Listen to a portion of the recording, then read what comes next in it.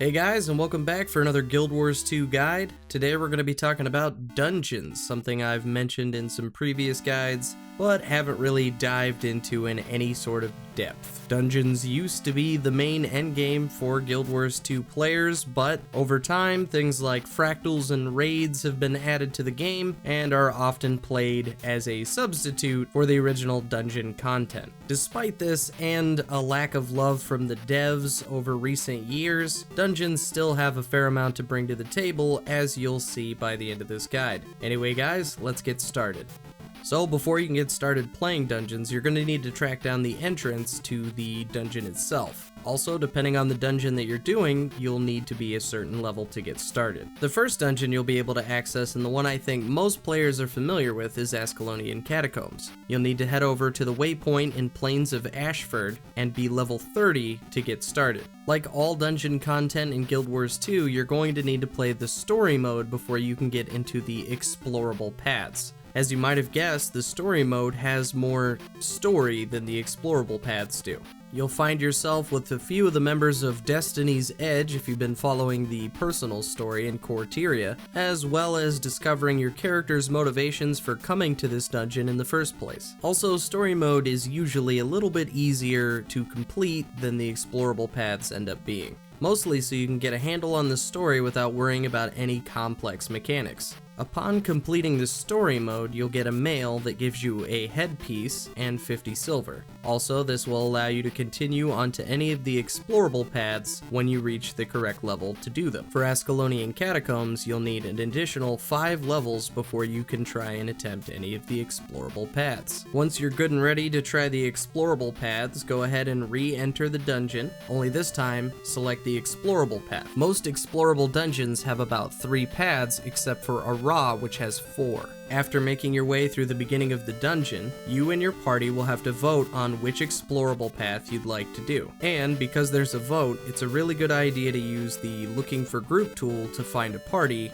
and make sure everybody's on the same page. The beginning part of explorable dungeons almost always put you at the same point, but once you pick that path, you'll be taken to different rooms or different places altogether. These paths are much more difficult than the story paths, so make sure you have gear and weapons ready, or you're gonna have a bad time. There are usually a series of smaller boss fights, followed by a big boss fight at the end to conclude the explorable path. Completing these will give you a bunch of experience, dungeon tokens, silver, and karma, and then a bonus chest will pop up for completing the explorable path. This chest will net you more of that dungeon currency, as well as some silver. The amount is going to vary based on what dungeon you're completing, as well as how many times you've played that path per day. You can earn 35 silver up to 1.5 gold, and you'll also get 80 tokens. If you watch my previous guide on the wallet, then you'll know a little bit about what these are, but dungeon tokens can be turned in to get exclusive skins from the dungeon merchant in Lion's Arch. If your main priority with dungeons is to obtain skins, I recommend going to this vendor first and seeking out the skins you're most likely to want.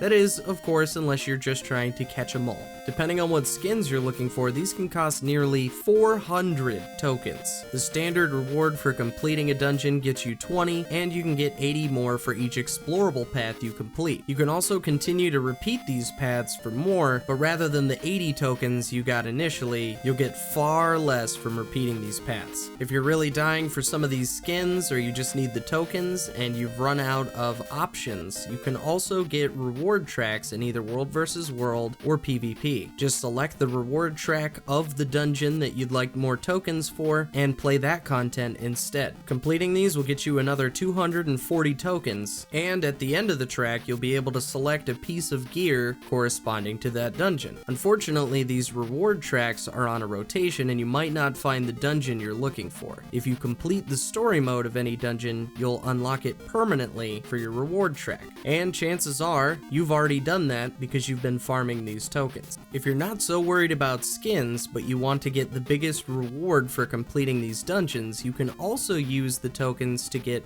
armor and then salvage it for ectos or globs of dark matter. If you'd like to do this, I'd recommend getting the level 80 exotic armor. Also, you'll need to use at least a master's salvage kit for the highest probability of getting either one of these items. More globs of ectoplasm are always welcome on any account and can be sold to make a fair amount of coin. Globs of dark matter are account bound but can be used to craft ascended gear and weapons. Obviously, there are other ways to obtain these items, but if you do enjoy playing dungeons, this isn't a bad way to get these items. Also, I will mention that these dungeons take place during a certain time of day, regardless of what time it was in the main game when you entered them. In fact, most of these dungeons take place at night, so if you have a sigil of night that you're just dying to use, this would be the time and place to use that. Now that you know a fair amount about dungeons, I'll let you know where all of these are located, as well as the level requirement for both the story and explorable modes. Ascalonian Catacombs can be found in the Plains of Ashford. You can do the story at level 30 and the explorable path at level 35. You'll find Codicus's Manor in Queensdale, and you can start the story at level 40 and the explorable path at level 45. Twilight Arbor can be found in Caledon Forest. The story starts at 50 and the explorable path can be done at level 55.